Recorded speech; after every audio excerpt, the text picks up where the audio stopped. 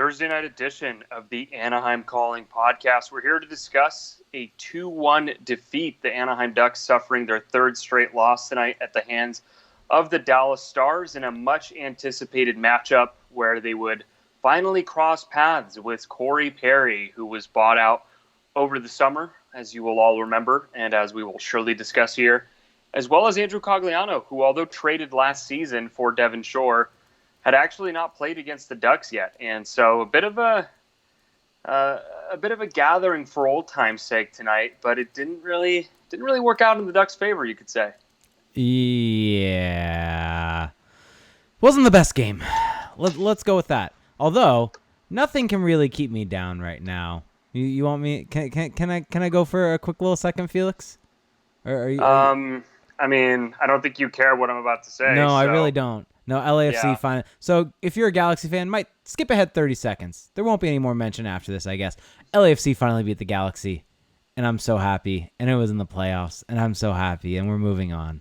And that's all I have to say. Congratulations. Thank you. And I saw your Warriors lost to the Clippers. Yeah, Warriors aren't going to be good this year. No need to reiterate what I've known for months, but that people are just now realizing. Okay, so let's get into tonight's game, though, because, the Ducks got off to a really good start this season, as we have chronicled here on the podcast, but they have hit a little bit of a skid here, and in games like the matchup against Nashville, you could argue maybe they deserved a better fate, even if they allowed 6 goals. I think tonight might be the first time where there really is no argument for them having been the better team or deserving a better fate. I think that they just were not good enough to win tonight, which, if you're a Ducks fan, I know how enthused that's going to make you to listen to the rest of the podcast, but there's a lot to discuss here. I think the only thing that I would say, not to counter that, because I don't necessarily disagree with that statement, I do think that at the end of the game when the Ducks were pushing for that tying goal, they did generate enough quality chances to be able to create a goal in that situation, which I think is a good takeaway and a good thing to look at. The negative kind of portion of it is that for the majority of the game, the Ducks weren't good enough, and it potentially should have probably allowed more than just the 2 goals against that they allowed. So there's kind of two sides to this coin in the sense of, well, they were able to stick in the game, and it wasn't their best game, and they had to travel and all the different things coming off that Nashville game, and they were able to push in the end and really try to get that equalizing goal. And I think that little bit at the end there was when they were the most dangerous kind of they've ever been this entire year in terms of creating chances. And so I think that even though, yes, they lost, you can look at this in a positive way of they created enough chances at the end to make this game tied. Sure, but that's also, I mean, not to take away from what happened there, because it did happen, but that's also when we would expect that to happen. True. A team is trailing, it's score effects. I mean, that's completely the team that's leading, especially a team led by Jim Montgomery. The Dallas Stars are way more boring than they should be, by the way. Watching this team is not fun.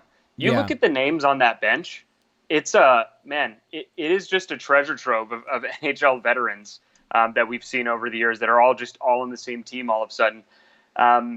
But yeah, I mean, the Stars sat back at the end. The Ducks pushed the issue. I wouldn't really take away the end of that game as really anything more than score effects. That's me, though. Let's get into the recap because I think that there is, although the game itself, the goals, things of that nature, I don't think that that's necessarily the biggest takeaway. It's more of the flow of the game itself. But let's talk about the goals. So in the first period, after a start that, was pretty back and forth, you look at the way that the Ducks, maybe were playing with a little pace, really just didn't get out to not a great start, but I did think that the Dallas Stars were giving them some issues. And right off of the rush, Denis Gurianov goes to his backhand. And this is one that maybe John Gibson would like to have back because Gurianov is a left-handed shot on the right wing, on the right face-off circle, and he just lifts up a backhand.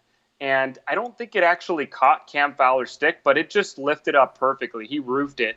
And that's it's a goal that you would like your goalie to stop, but at the same time, it's very difficult to read the angle of the release on a backhand. And so that one I was partially willing to give Gibson some benefit of the doubt. It was also very early in the game. And again, I don't think that you can really fault the Ducks. They were changing and maybe it was a little sloppy.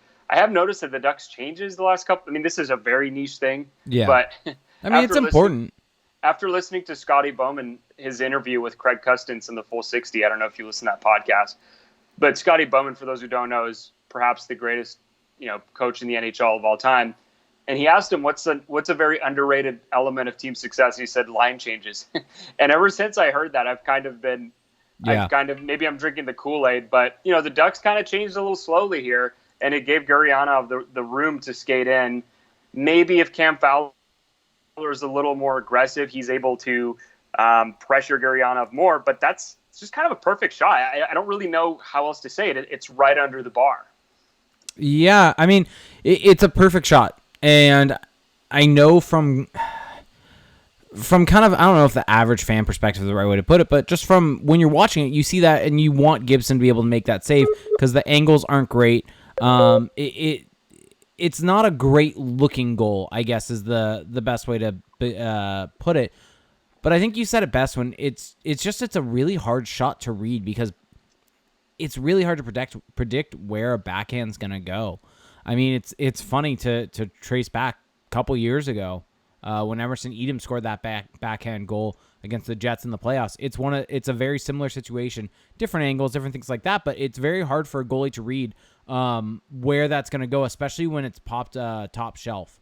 And that's kind of my view on that goal. Is your first reaction is you throw your head back, especially after last game, and kind of go, well, Gibson probably should have had that. But once you kind of really break it down and look at the goal, look at where it came from, look at kind of all the things, yeah, you probably want him to save it, but there are a lot of other things that go into that make that actually a really tough save. Yeah, no, I mean, it's a forgivable goal, even though I think Gibson probably saves that the majority of the time, more than 5 times out of 10. It's something that you can maybe cut him a little slack on. The second goal of the game, though, I don't think he gets as much credit, as much benefit of the doubt. It's almost the same play. It's just about the same play, although this is a little different in how it originated because I believe it's Klingberg it's Essa Lindell for Dallas. Geez, I might be getting that wrong. Oh, well. Shoots it up the rink, and Brendan Gooley just loses an edge, and it goes up to Gurianov, who once again loads up that backhand, and this time doesn't get any elevation on it. Instead, it goes just flat on the ice, and it beats John Gibson 5-hole. And I know that we all tend to think if it's a 5-hole goal, it's a bad goal. And I actually believe that because the way pads are designed now, goalie pads are designed. You don't say Brian Hayward. Well, look, the way goalie pads are designed, they're designed to not allow these goals. They're scientifically engineered for this to not happen. So it's the one area as a goalie you probably would hope to not be beaten in 2019. And again, it's still kind of a weird shot, still kind of a flub off of the blade of the stick. Maybe it's hard for John Gibson to read that. But John Gibson has earned so much respect in terms of his ability, in terms of what we expect from him, that you just kind of expect him to make those saves, and he didn't make them tonight. And I kind of hate to say it, but I think that was pretty much the difference. If John Gibson is a little bit more on his game in those instances, I mean, maybe the Ducks win a closer game. Who knows? Yeah, I mean, it's definitely something that you can look at. I think that the second goal was definitely worse than the first goal. And this is now the second game. And, I mean, Gibson's not going to be able to be superhuman every game. I think that's something that should be stated. And I think last game was a little bit of a different circumstance than this one. I think that he was better in this game than against the Predators. I think tonight's game, the Ducks had a chance to be in this game. And this is the type of game where you'd like to see the offense be able to find a way to create the chances like they actually did against Nashville and be able to find those goals to be able to pick up John Gibson, because there's so many nights where John Gibson's the guy picking them up. And now that doesn't eliminate kind of the criticism that's coming to Gibson, because rightfully so, he had a poor game. He allowed 2 potentially poor goals, one of them definitely poor, and that's the difference in the game. And well, so let me ask you this. Yeah. Sorry to interrupt. Go for it. I think that it's weird because he allowed 2 goals that I would say were bad goals. I think it's okay to say that. There are goals that I think he would want back. But the expected goals for the Dallas Stars were 2.87 in all situations tonight. So just for those who don't know, expected goals, that's the calculated amount of goals that you would expect based on the quality and the percentage, the probability of each shot going in. It's not a perfect model, but it's a good indicator of which team was getting the better looks. And so if you look at some of the saves, especially that John Gibson made towards the end of the game, or I should say the second period, it almost felt like it evened out a little bit. Yeah, I don't know how to rate that. That's true. And as I'm thinking about this more, and we talk about this a lot when it comes to offensive players, that a singular goal or 2 can influence your opinion on their game. A guy could have a god-awful game, and he scores a goal, and you look back, you're like, oh, he had a goal, he had a good game. When in reality, he actually didn't. And maybe that's what's happening here. Maybe I was overblowing the fact that those 2 bad goals a little bit, because... Well, no. I mean, they were bad goals, yes, but that doesn't necessarily mean he had a bad game. And it's weird, because usually that's what that means. Well, and that's what I'm saying here, is that so kind of relating it, because I think it's easier to kind of put this on the offensive side. A guy could have a god-awful game where he's getting shelled the entire time. Maybe doesn't have a goal against. Maybe he has a couple goals against while he's on the ice. But in terms of his individual impact, he also scores a goal. That one individual impact of scoring the goal might influence your opinion on his game over and basically kind of influence you over the entire 60 minutes, or not 60 minutes, but 20 some odd minutes that player may have played. And so this may be a similar situation where you have these 2 plays where John Gibson allowed goals. And yes, they were bad goals, but over the course of the 60 minutes, he was very good and actually saved more goals than he probably should have. And so maybe that's a situation where we're in tonight. I think that if John Gibson isn't off guard in those situations and allow those goals, the Ducks obviously have a much better chance of succeeding. But in that alternate universe, maybe he isn't as good later in the game, which on much more difficult chances. And so it's hard to say. But actually, so of course I wasn't on the last podcast, but the Ducks did allow 6 goals against Nashville, but I didn't really think that was as much on Gibson. The Ducks gave Nashville every opportunity they possibly could to win that game. Wait, say that again? The Ducks gave Nashville every opportunity to win that game. I don't think the Ducks did a whole lot to win that game. They didn't give themselves a lot of chances. And that I disagree wholeheartedly about that in that game. I think the Ducks actually played a good game last time, and if you're listening to this and listening to last time, you probably know that by now. And I think it was more of a situation where the Predators finished their chances, and the Ducks didn't. And that was but they were very good chances. The Ducks also had very good chances. Sure, but we're not talking about that. What I'm saying is the Ducks gave the Ducks gave up odd man rushes. They gave up power plays. They were just undisciplined in last game. Fair. And I think that I wouldn't, if we're comparing the 2 games, I think this game you could argue was more on Gibson, in air quotes, than the last game was, because I wouldn't really expect him to make those saves last game. Okay. I see where you're going with it. Fair. Yeah. Now, let's get back to tonight's game. It's funny. I missed one podcast, and I have to come in and just bring in some takes on the last game. Wow. Yeah. Hopefully everyone enjoyed the last pod without me. I hope it was as good. CJ and I powered through. I'm sure it was close. Yeah. I'm sure it was close. CJ and I powered through. But yeah, the most notable moment, though, of the first period, and this is something that we're going to have to wait and see how it will shake out, because it could have massive implications on the Ducks season.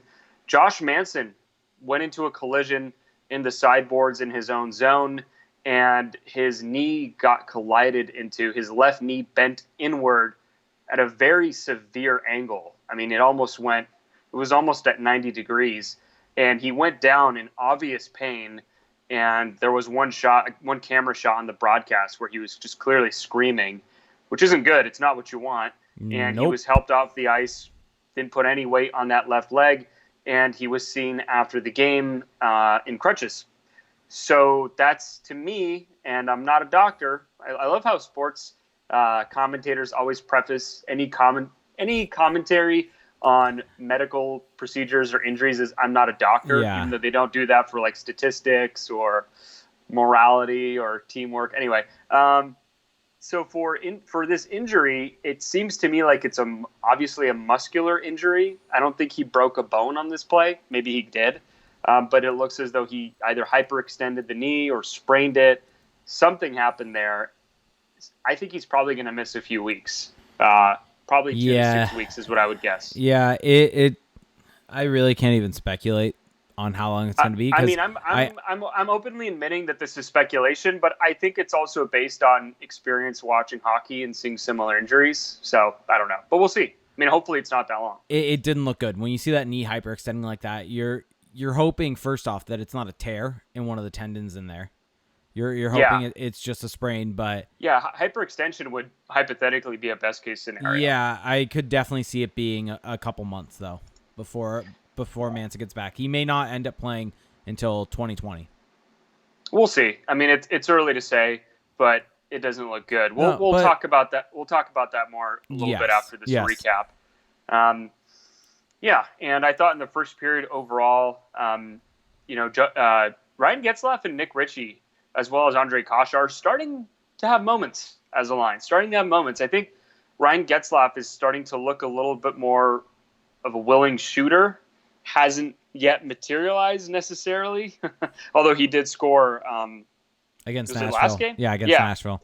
Which was an impressive shot. Yes. But he was shooting again tonight, and I think that opens up that line a little bit. I mean, it opens up any line that he's on, but you want to know how many shots he had in all situations? How many? Shot attempts? 11. How many? Yeah.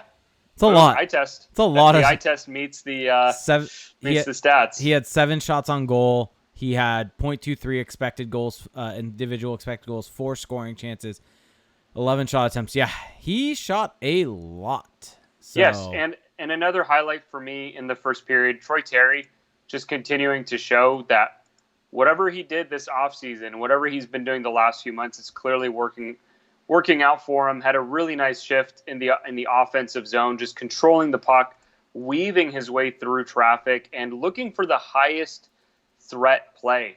There were, I tweeted out a clip of one of his shifts, and I pointed out that there were multiple instances where he could have dropped it off to a teammate or maybe chipped it in, and instead he just kept looking for that dangerous play, looking for that centering pass, looking for the shot. And he had a couple other moments like that throughout this game, which I don't know. It's just his improvement has really been a highlight, I think, for the Ducks this season, he just which I'm sure is music to your ears. Yes, he just looks so confident out there. That's I think the biggest thing is, and I know I've mentioned this a couple different times now, one of the biggest things for me is just it's kind of the ability to take you out of your seat, to make you excited. Anytime I see him coming up the ice with the puck, you just expect something to happen.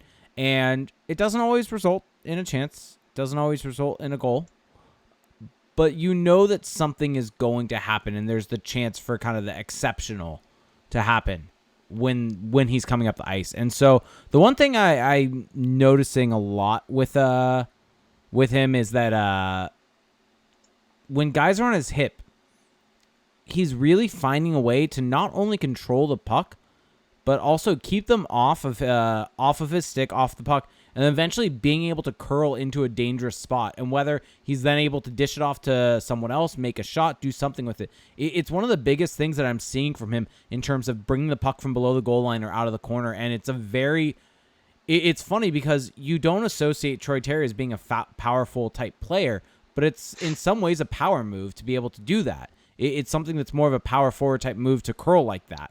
And he's doing it in a way that also requires a lot of skill. And it's really impressive to watch. And he's consistently doing it also. Yeah, and I think he's also just gotten stronger. If you look at the moves he's pulling off, they require a lot of strength. They require a lot of balance. And that kind of all works together. And he just seems really strong on his edges. So hey, if And as we'll get to in a little bit here, but Troy Terry developing into a top right winger could be really important for the Ducks here. We're going to jump into our first break, and on the flip side, we are going to continue this recap. Okay, back from the first break here. Let's continue on with our recap. So in the second period, we got some moments from Corey Perry. Had a couple little chances, rumblings around the net, was out there on the power play for Dallas on that 5-on-3. What did you see out of Corey Perry tonight? We'll have some opportunities to talk about him here, but strictly from the game. Are you trying to bait me? I'm actually just asking a question. Are you trying to bait me into saying hashtag Perry is still good? Was that your end goal here? It really wasn't, but fair. I'm happy that this is where we are. Fair.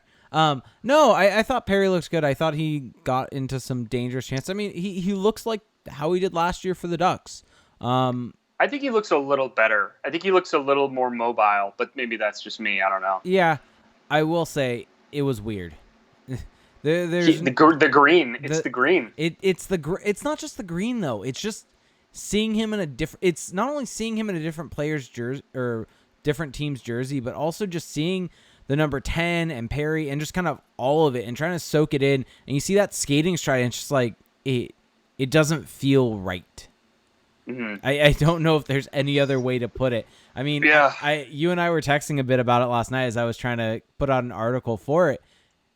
I started with an article, and kind of the only thing I could think to write at that point in time was just, this is weird.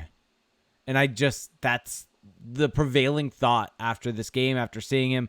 It's weird. Huh. Funny, because that's kind of how I felt when Saku Koivu went to the Ducks. So now we have something to bond over in a weird way. Sure. Although, was Koivu there as long as Perry was here? I think he was there longer. 13. Perry was here 13 years. Perry was with the Ducks for 13 years. Koivu was drafted in 93 or 94, and he was with the Canadians until 2008. So it's close. Probably a little longer, at least as long or longer than Perry, I would say.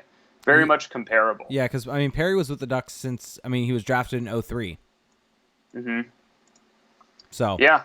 No, So Koivu was with the Canadians 13 years. So exactly the same. Okay, but let's move on here. You know, I know that we're reminiscing. I know I'm getting my Habs references in, but the show must go on.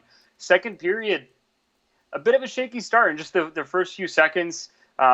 Gibson gave up a really bad rebound to his right, just a kind of an innocuous shot from the wing that he kicked out right to the slot. And luckily, Hampus Lindholm was there, basically saved the goal. I thought actually, although the Ducks maybe didn't have their best game, I thought Hampus Lindholm just continues to establish that he's their best defenseman by a lot. Yeah. Well, the other thing is, in this game, after Manson got hurt, the D pairs were just completely shuffled. I'm just trying to... It was bad. Yeah, I'm trying to see right now really quickly. Lindholm was on the right side for a bit next to Holzer, which I did not understand. Why would you have him play the right side when Holzer It was unconscionable that they would do that. Yeah, you look at the players that he was paired with. He played 7 minutes with this is all 5-on-5 Hampus. 7:37 with Corbinian Holzer, 5:28 with Brendan Gooley, 2:31 with Jacob Larson, and then only actually 3 seconds with Cam Fowler. So that must have just been mid-shift or something like that. So primarily played with Holzer and Gooley as the game went on. Also, played 4 minutes obviously with Josh Manson before Manson went out hurt. Yeah, no. Watching Lindholm on the right side as a left-handed player, and for those who don't know, defensemen in the NHL tend to be aligned with their handedness. So a right-hand shot D is going to be on the right side, and the left shot D is going to be on the left side. That way, they're always on their forehand making a pass. It's just easier than having to go to your uncomfortable backhand. And so, watching Lindholm on the right side, I know that people want to think, and there is evidence to suggest that it's not a terrible thing, but based on Cam Fowler going to the right side and it mostly working out, that the Ducks can somehow rewrite this new kind of modern methodology that maybe we don't need this right to left combination. But watching Hampus Lindholm on the right side, he looked uncomfortable. He was making plays that didn't that didn't make sense that we don't see him play, and it was that we don't see him do. And it was the same thing for Corbin and Holzer. Now this is an incredibly small sample, but it's not what you want. I don't know how else to put it. Well, I mean, let's just briefly break down kind of the why. It's just your reads are completely different. Everything's flipped backwards. So we bring the puck up the ice. You're passing to the opposite side of ice from where you typically are. So if you're a right-handed shot on the right side, also if guys are coming at you, you have the boards a little bit easier, but your angles are completely different. So it kind of takes you out of your comfort zone, out of what you're usually kind of doing. It's also your defensive reads coming back in the zone, where your stick's at. Everything changes with how you're pivoting, with everything. So it's not an easy transition to make, in a similar way of some guys just can't play the right wing. Some guys are really good at playing the left wing with carrying the puck up the ice. So, it's definitely a situation where I don't think the Ducks can rewrite all of hockey history and say, hey, left guys can all play the right side. It doesn't matter. Yeah, no. I mean, even a good defenseman like Hampus Lindholm, you're asking him to do something he's never had to do, or at least hasn't had to do in his entire NHL career. Doesn't seem like the way to go, and I don't think that, of course, that's what the Ducks want either. They're kind of being forced into it. Although, with the Montour-Goulet trade, this is not just an accident. This is a little self-inflicted. Moving on, though, with the recap, early in the second period, we're still there. Charitable. I know that there was a lot of uproar against Nashville for all the penalties that the Ducks took, and that some of them weren't penalties. Well, the Ducks got a pretty nice call here. Alex Radulov just kind of gives a little whack. I think it was Brendan Goulet. It's a play that every forechecker does in the NHL, and he got called for it. So the Ducks went on the power play. Ryan Getzlaf and Sam Steele continuing this chemistry that they're developing on the power play, threading that middle lane, the royal road between faceoff dot and faceoff dot. Ryan Getzlaf on the left wing, Sam Steele on the right wings. Got it over to Steele, but Steele hit the side of the net. Mm-hmm. And they did it again later in that power play, which was really quite the sight to see. But Max Comtois would actually be the one to get on the board late in that power play with just about 10 seconds left. I mean, it was barely a power play goal at that point. But Sam Steele with the really nice zone entry, just kind of threading across, snaking across, finding an opening, makes a really nice pass to Nick Ritchie, who then just kind of whacks it at the net, and Max Comtois is able to put it home.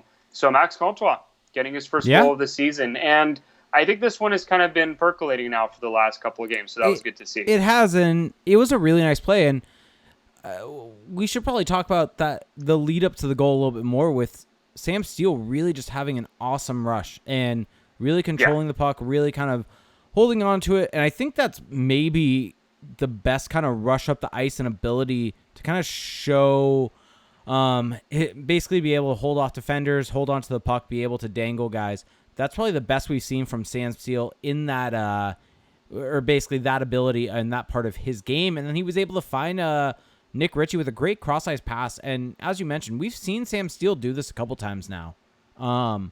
We haven't seen him do it kind of while he's been in full flight like there, but he was able to do it, find Nick Ritchie. Nick Ritchie, whether you want to say it's a pass or a shot, doesn't really matter, ends up on Comtois' stick, who's able to finish it. And it wasn't a pass.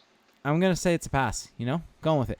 Nick Ritchie, by the way, had a really good game against Nashville, and I think had another solid night tonight, and is really kind of, as you mentioned with Getzlaf, really kind of finding his stride. Now that's all that's kind of left, is finding a way to finish. That's all that's left for Nick Ritchie so far this season, is on that line at least, which isn't which isn't a big piece, and that's not exactly an easy thing to do, but it's the next step for him.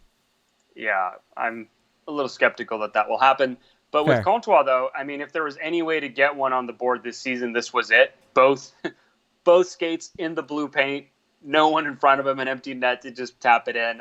It's what you want to just get that first one out of the way. But I do think that he has looked progressively better as the games have gone on. And it's interesting because as we're about to get into, there's a lot of comparison between Max Jones and Max Comtois, maybe because both their names are Max. I don't know.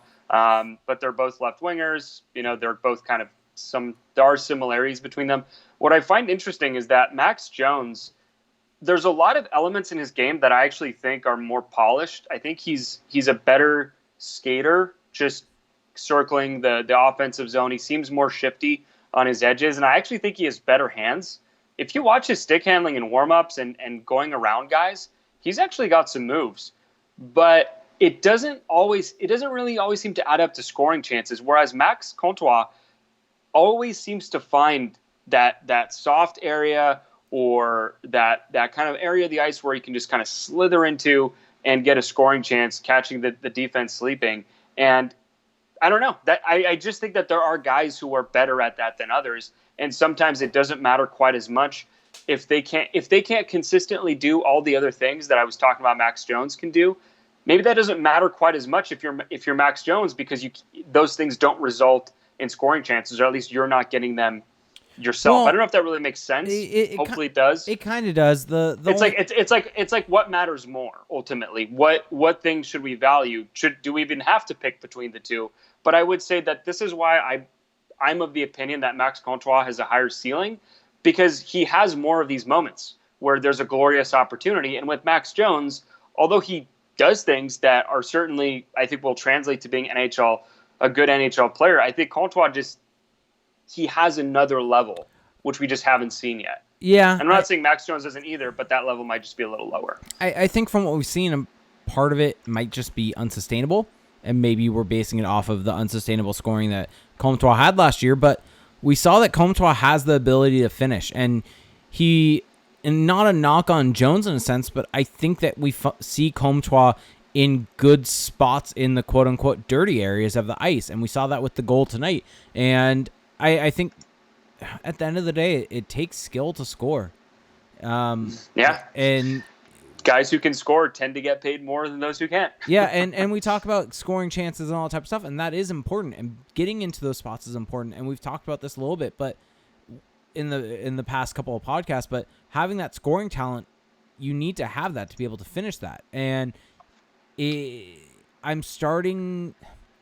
think it's still too early. I do want to say that. It's 11 games in now into the season? Or is that right? 11 games? 11 games in the season. That's still a pretty small sample size to make any conclusions about any shooting goal-based stat is the best way to put it. Any conclusion off a goal-based stat, whether that's just goals for, goals scored, anything like that. Yeah, but it's too early to draw a conclusion, but we can start to establish our premise a little bit. We're starting to get some evidence. And we're starting to see that, and I don't think that I think Comtois hasn't played enough where he's kind of built up that sample size. But I think that he probably has a little bit more of the scoring touch in his game than a Max Jones does. It just seems to happen more often with him. Which seems to get those. Which is funny because kind of going back to the person that was in the Dallas Stars jersey, that's kind of Corey Perry's game. It was never pretty for him. Putting that pressure on Max Comtois. Well, no, I'm not necessarily.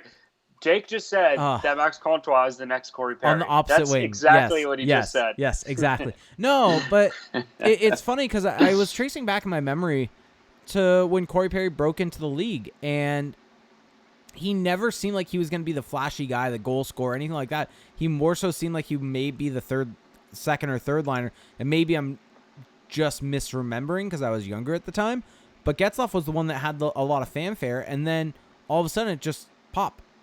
Perry had a 50-goal season. Like, it came out of nowhere, and it was just, but he had that sustained success.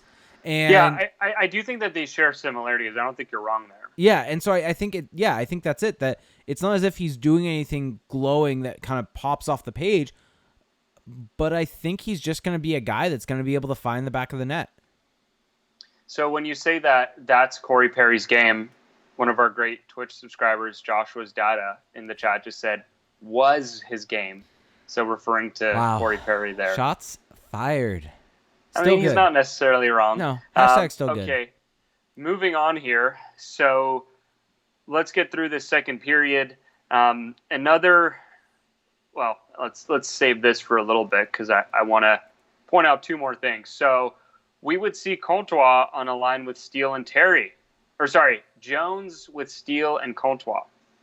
And because they're both named Max, Sam Steele, I decided to call this line Maximum Steele. What do you think of the line nickname? Wow. It's a lot to take in. It's a good one. I think it's a good one. It's a lot to take in there. Well, because the Ducks have brand new lines this season, and so that requires new nicknames. Do you really think that line's going to stick with two left wingers on it, though? Probably not. Yeah. So why even come up with a line name for it? Stop getting people's hopes up. Because I'll give you this. That's a really good name. That is. Boom. There it is. That's all I needed. The rest doesn't matter. But we can move that on. Line's not going to exist long enough where it deserves a name.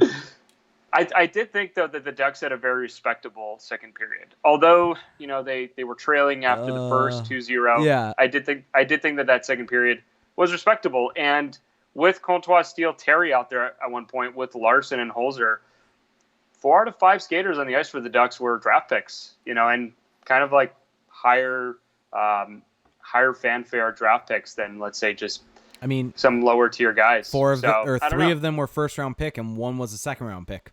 Yeah, that's kind of what you want. Now, people are trying to say, oh, this is proof that, Bob Murray's a great GM, and those things are not necessarily necessary. That's not necessarily true, even if you're good at drafting. Okay. Now, another very concerning point for Anaheim tonight, which we'll get into a little bit since we have our second break coming up. Ondrej Kase sustained a pretty heavy collision in the second period, and I believe it was Rupe Hintz who just kind of, I don't want to say blindsided him in the neutral zone, but leveled him unsuspectingly. And we tweeted out one of our friends on Twitter, Daniel Foltz, tweeted at us with a nice slow-mo shot. I'm calling it nice because that makes it more visible, not because I think what happened was nice. But yeah, Kase got leveled, and a guy with concussion history, a guy with shoulder problems, chronic shoulder problems at this point. It's not good, and he would miss the second period. Actually, would miss the second period and the third period. Didn't come back. So yeah, and then from there, after that, John Gibson would make some really big saves in the third. Overall, though, the Ducks' furious push at the end simply ran out of runway. I do think that there were a lot of positives overall, even though this wasn't the Ducks' best game. But really, I think that the story of the game is going to be the guys who didn't finish it, and that's Manson and Kase. Yep. Yeah, this not good. Not good to hit. Well, those are the takes people come here for. Yeah. Sorry. I'm like watching the video really quickly as we're going through this, but the puck wasn't even near him. I don't think there was any. I don't really understand that. I don't really understand that play. I don't understand how it even happened. I don't think there was really any malicious intent from Rupe Hintz on that. I think it was just two guys coming together. So anyone out there that wants to say it's a dirty play, I don't think it's that. I just think it's Hintz is coming up the ice, doesn't really see him. Yeah. The one thing that's concerning is this is... Well, he landed on his right shoulder pretty hard, so it could be a shoulder injury. The contact was to his head. Yeah, but he also landed on his shoulder. And so both his shoulder and his head are two things he's had issues with in his past. He's had concussions issues, and he's had shoulder surgery. So it's very concerning. I don't think there's any other way to put it, because a concussion, every single one you get, it limits your career that much further. Well, it's also an exponential curve. So it's been studied that each concussion, the next one is going to be worse because you already had that built-up damage. Yeah, and that's not good. And it's just you look at this and it's just like, what type of bad luck does Kase have? Is there like a voodoo doll out there? Because that's what it feels like. Curtis McDermott had an awful hit, catching him in the head and concussed him. You have that hit from Lucic in the playoffs a couple of years that hurt him. It's just, I feel like there's no way it's his fault at all in any of these situations. They're just kind of bang plays where he gets caught in the head, and it's not as if he's putting himself into mitigating situations with these hits. You look at this hit, it's definitely not that. You look at the McDermott hit, it's not that. You look at any of these, and it's not as if he's he's bent over or squatted down or anything like that. And it's just, I really, really feel for him. I really don't know if there's anything else that can be said on this, and outside of it's sad. It's potentially tragic, depending on the outcome of his career, potentially based upon these hits. I mean, it shouldn't be taken lightly. I think the Ducks really need to take a hard look at how he's feeling and give him enough time off to fully recover if there is a concussion. And I don't want to say that he has a concussion because we don't know. Nothing's being reported yet, anything like that. But I think that is my assumption right now on what the situation is. So it's sad. I don't really know how much more I can say on it, though. Yeah, no, it's sad, but remains to be seen how long he will be out for. Remains to be seen what the diagnosis will be. On that note, we're going to take our second break. Okay, back from the last intermission. So, final thoughts on this game. I think that this was a game where the Ducks didn't have, I mean, again, this was clearly not a good game for them, but I thought that there were elements of their game that were positive. I just think that a growing issue for this team is that they're just not really able to generate a ton of offense, a ton of dangerous looks at 5-on-5 particularly. I think the power play is improving, but at 5-on-5, I don't know, it's a bit hit or miss right now with this team, especially if the Raquel Henrique Silverberg line isn't going, which there's a pretty massive drop off in terms of threats, because Getzlaf, as much as he's a Hall of Famer, at least in my opinion, and he's an elite playmaker, he doesn't really have any finishers to work with. He's playing with Nick Ritchie, who you're still holding out hope on is going to be a finisher. I'm cool with just holding the opinion that's not going to happen. And Ondrej Kase, who's more of a volume guy than a high conversion guy. So right now, Getzlaf doesn't have a whole lot of weapons. He's like a great quarterback with no receivers. I don't really have a great NFL parallel in mind, but you get what I'm saying. And then after that, you have the kid line, with Steele and Terry and whoever's on their left side that night. And that line's good, but I don't know if you can necessarily count on it for true offense right now. So this is kind of the quandary that the Ducks are in right now. Yeah. I mean, we knew going into the season that it was going to have to be scoring by committee. That's kind of been the mantra from the team, the mantra from at least myself. And I think the issue that they're having is it hasn't been. A lot of the goal scoring has come from that Henrique Silverberg Raquel line. And I think tonight was maybe a night where they weren't necessarily going. And so it's slightly concerning. And granted, like I said, we're only 11 games in. To look at goals specifically is not the best look to try to make. Is this going to be about Nick Ritchie? No. Okay. It's just checking. Just an in general take. And so I don't want to make a sweeping conclusion that the Ducks don't have finishers. I want to see more because I trust Comtois. I trust Troy Terry to be able to eventually find the back of the net on a more consistent basis this season. But I'd be lying to you if I wasn't concerned at this point in time. Yeah, I mean, I think that this was not necessarily what I had pegged as what their issue is going to be this season, but it kind of makes sense. I think that one thing the Ducks may want to consider going back to, I think that Raquel and Getzlaf may need to be reunited. I know that they want to give, and I know that maybe I'm reading too much into the last couple of games, but the Ducks it's not just like they're not converting. Their expected goals aren't really that great either. It's not just, tonight at 5-on-5, the Ducks had 1.15 expected goal. That's not good. That's pretty bad. I mean, you look at the heat map, and the heat map at 5-on-5 has, it's basically all point shots. I mean, it's all point shots, which is a very bad, bad throwback. Crocoduck 33 in the Twitch chat made a joke saying, "You mean point shots aren't good enough?" Yeah, so, no. Yeah, exactly. But that's the thing. So with Ryan Getzlaf, I understand why Dallas Eakins would want to have him on a line with Ritchie, Kasha, to kind of maybe minimize his usage a little bit. take the load off his minutes. I think that those are commendable goals. But Ryan Getzlaf's also their best playmaker, and by a large margin. And if he's not playing with finishers, with offensive talent, I don't think he's at the point in his career.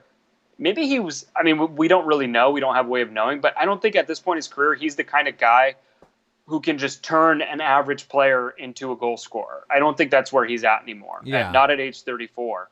You need to put him with offensive players. And I would be really curious to see him between Raquel and Silverberg, because I think Silverberg, he can do the yeoman's work in the down low, in the corners.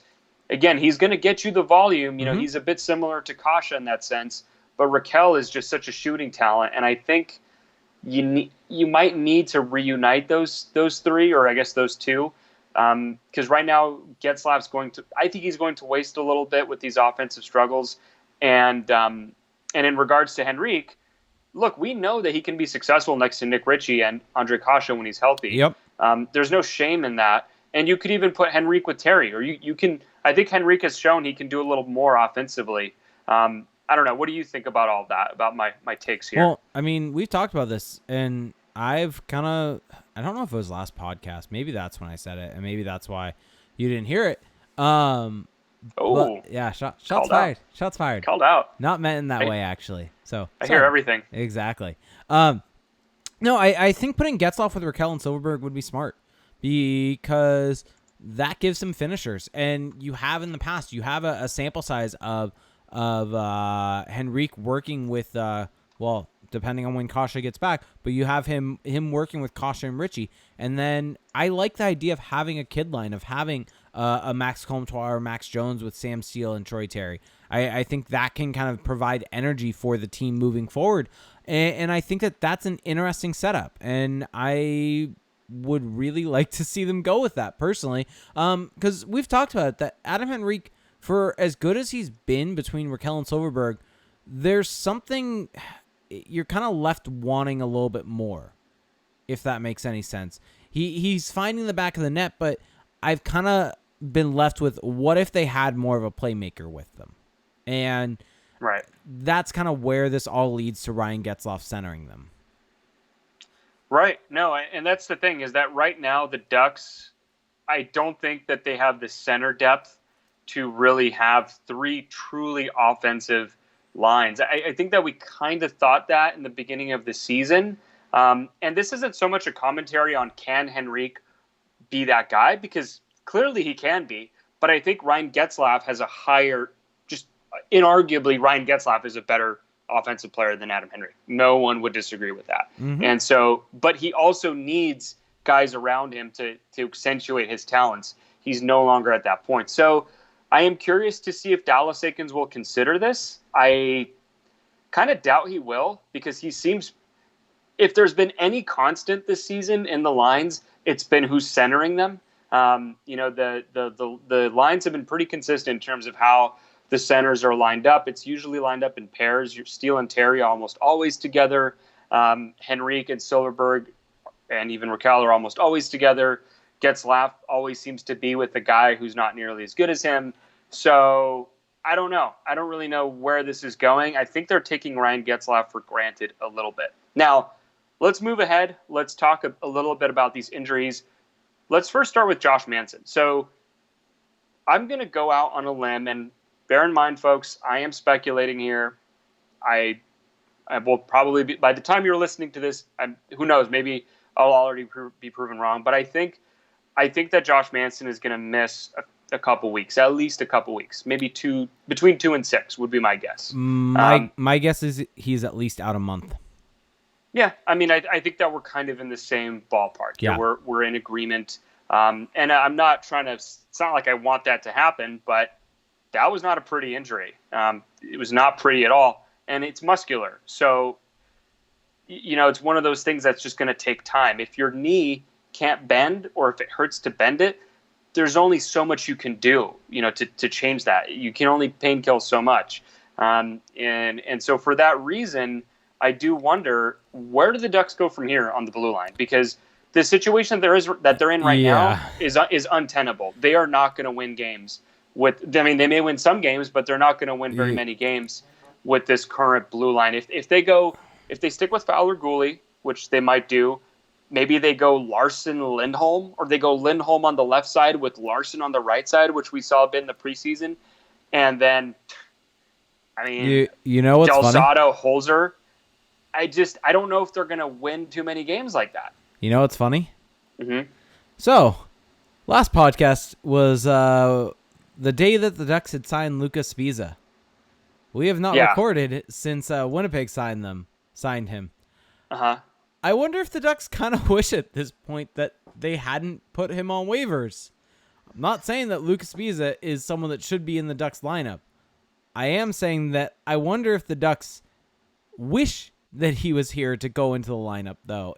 Well, I think that they wish they had another warm body with NHL experience, so sure. Here's my thing. I think Larson and Lindholm could be decent if they were put together. I think we may have seen that in the past, actually. I may be misremembering that. We know Fowler. The problem is that the whole competitive advantage of Fowler Gooley is that they're not having to play the team's best players. And now, but what allows that to happen is Lindholm and Manson. The Ducks don't really have that card to play anymore, at least for the time being. Yeah. We're assuming, of course. So you can't just put Larson, you can't just throw him to the Wolves with Lindholm. So I don't really know what they're going to do there. Yeah. I'm trying to go back in my memory bank right now to last year. Mm-hmm. Didn't Lindholm and Larson play together a little bit?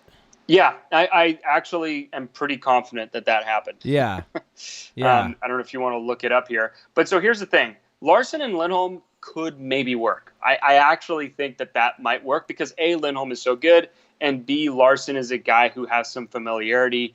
He seems like the kind of guy who can play a little bit with everyone just because his style of game is pretty straightforward.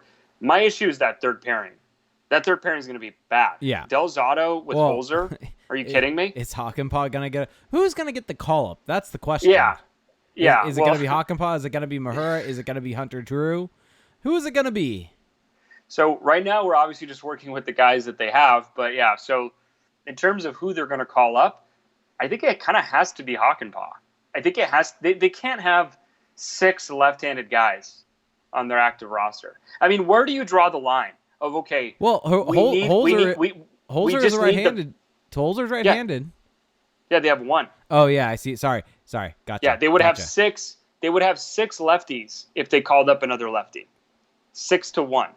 So, at what point do you draw the line between okay, we're just going to take the best defenseman available, but also hey, we actually need someone who's playing on their natural side. It just seems to be like okay, at some point. You have to make a decision. I don't know. Here's an interesting thought. I wonder if the Ducks have kicked tires on Julius Honka.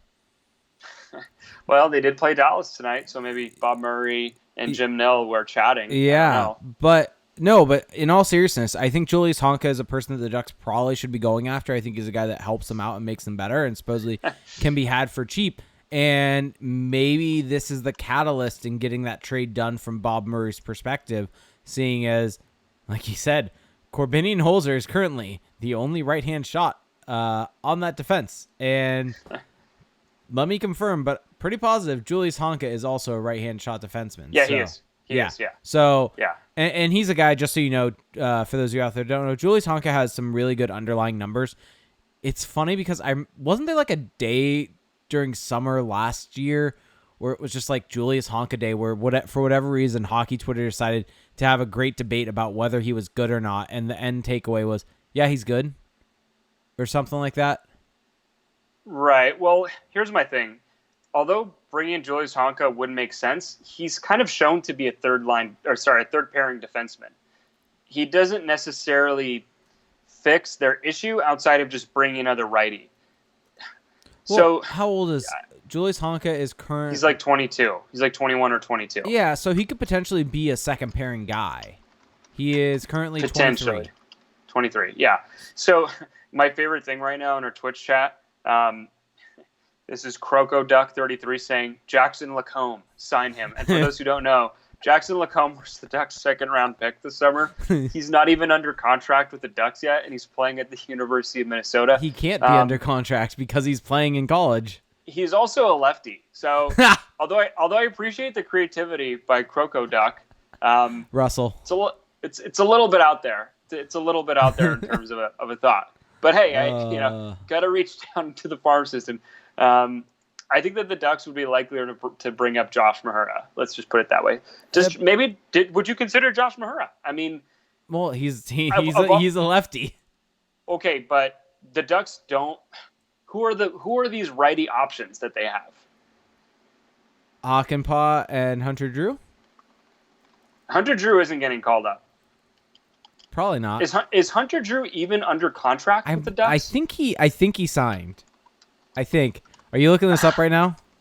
I can. Yeah, I'm pretty positive he signed though. Well, here's my issue. Okay. And I think this is what we're kind of outlining with this conversation. There aren't too many great alternatives. I would go so far as to say there aren't really any good alternatives. And right now the Ducks system of signed. Here is a nightmare scenario maybe for some Ducks fans. The guy with the most NHL experience, who is also a right-handed D, Chris Weidman is down in the AHL right now. No. He played 64 games for the Ottawa Senators in 2015-16. Played 76 games in 2016-17. Hey, Chris Weidman. Maybe this is why they signed him. Do I dare mention the name that was just thrown out in our Twitch chat? Who? Do I dare mention the name thrown out by Zenas?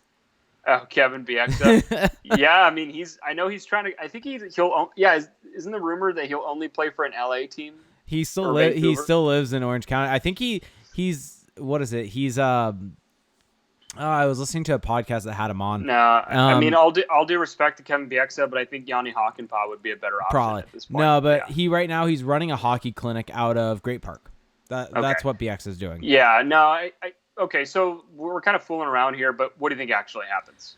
What actually happens is probably Hakanpää gets called up, more than likely. I mean, they brought him in as a free agent. He fills a very specific need. I think that they're going to give him a look. I would not be shocked though if a Hakanpää trade, if a Honka trade happens. Honestly, see, well, that's the thing. I don't see them.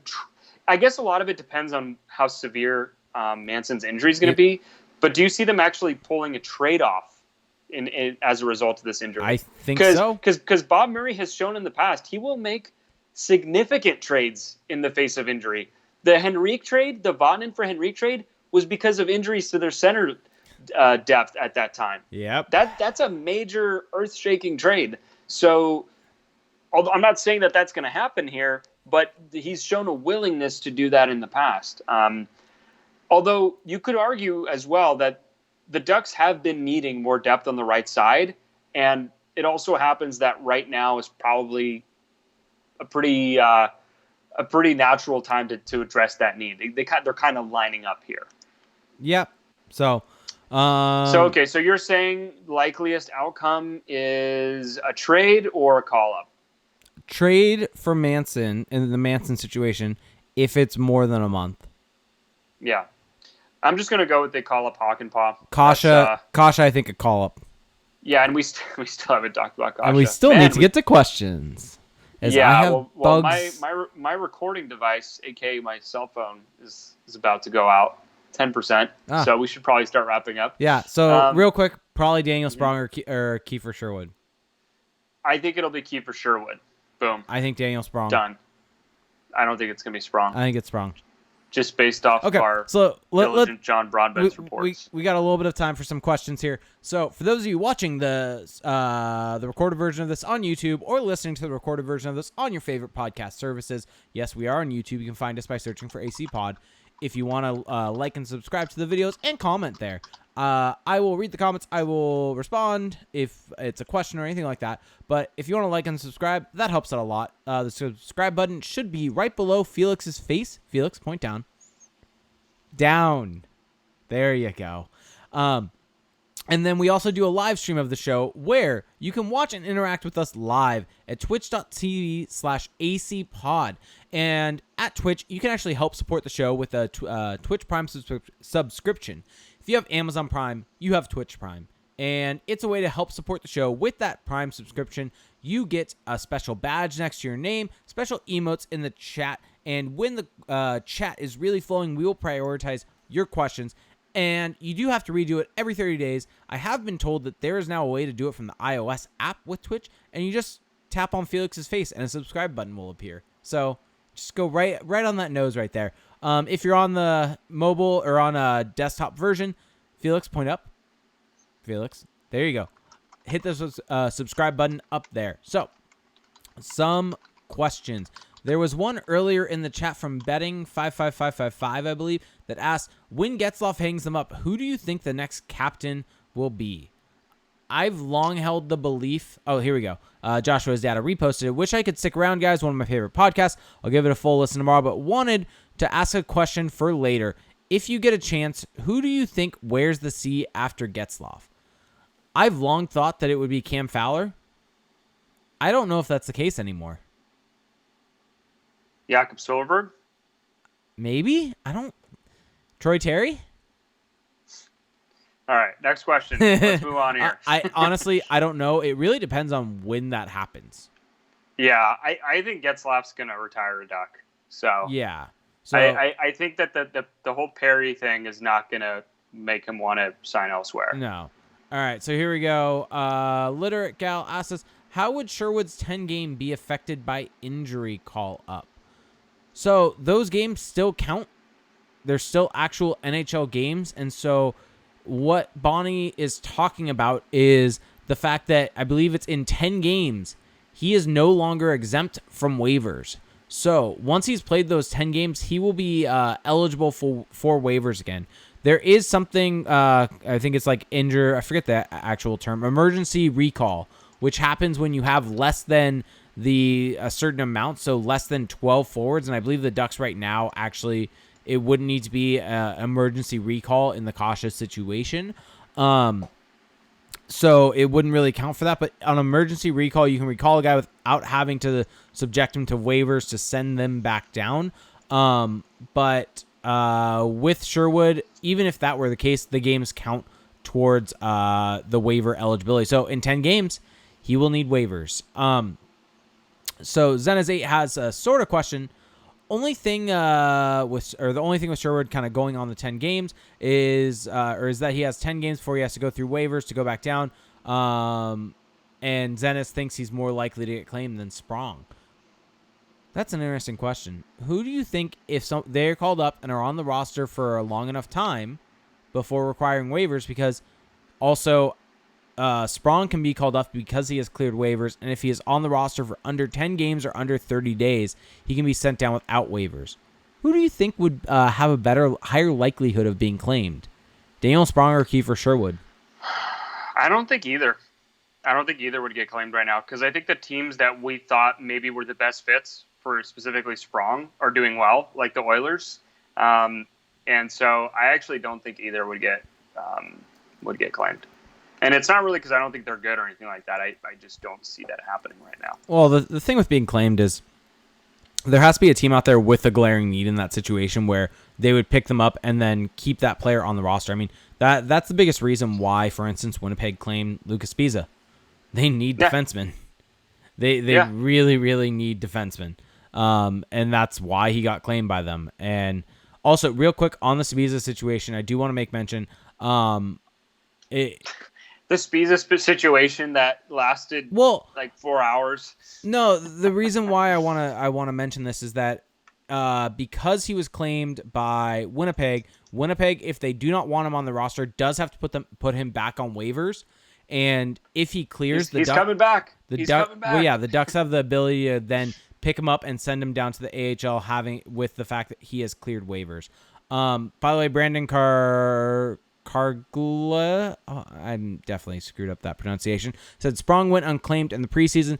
The only caveat I'll have there is that was when everyone was figuring out their rosters. Yeah. And that's the time that you're least likely to be claimed. Yeah, so it may be more likely for a guy to get claimed middle of the season than it was then. So Georgie Khan has an interesting question, which I've actually thought about. Question: does Perry play one full year with the Ducks before retiring a Duck? My answer to that is actually a hard no. I think no. I think he signs like a 1-day contract. Yeah, it would be something like that would be the extent. But his question is, would he play one more year? I don't think it's happening because that would mean that the Ducks would be double paying him. They would have to sign him to a new contract because right now they're paying the old one. Although they could. So when you buy out, can you pick the contract back up? No. So when you buy out a guy, you can't sign him that summer because you've bought him out. I think you can sign him though the next offseason.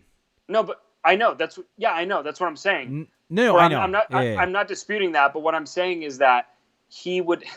The Ducks aren't like No, they aren't. I agree. I agree. The logic for it buying him out is questionable at best or dubious at best, and so I don't think that they're then gonna just eradicate one of the few logical points they had from the financial perspective by signing him to another contract. Yeah. On top of his existing one. All right. So hard no. We should get out of here. Let's do this question really quickly, though. Do you think we can make a small trade for Puljujarvi? No, it's not happening. Okay. All right. Positional situations. All right. I think that's going to do it then for us as Felix's recording device is getting low on battery. Well, we're over an hour, so this kind of works out. Makes it more succinct. Mm-hmm. But yeah, thanks everyone for listening. We're actually getting to the end of October, but our Patreon drive is still going strong. So if you go to patreon.com/acpod for $1 a month, you can join our patrons only Discord chat where you can discuss with us when news like the Lucas Spisa situation come out and we can discuss them. But at $5 a month, you get 2 bonus episodes in addition to that chat where you can make episode suggestions. It's a lot of fun.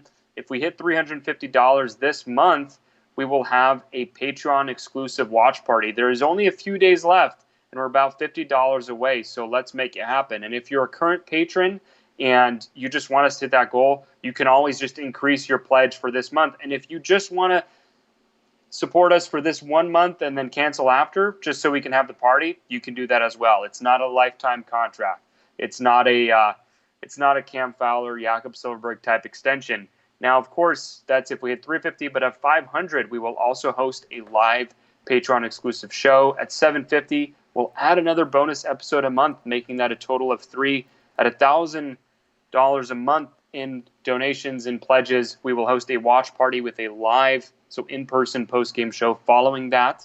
And at 1,500, of course, a lofty goal, we will be adding yet another bonus episode a month. So 4 bonus episodes. That's a podcast a week. That's basically the same pace as other podcasts out there. That's just all of their listeners get, period. So definitely, if you want to support us further, that's at patreon.com/acpod. Now, there are other ways to support us as well, which are totally free to you. You don't have to spend money on us, although we do appreciate it. You can also leave a review on Apple Podcasts. Jake, do we have any new reviews to get into? No, we do not. I was just looking at that. But if you do submit a review, we will read it on the show. We really do appreciate it. Lets us know how we're doing.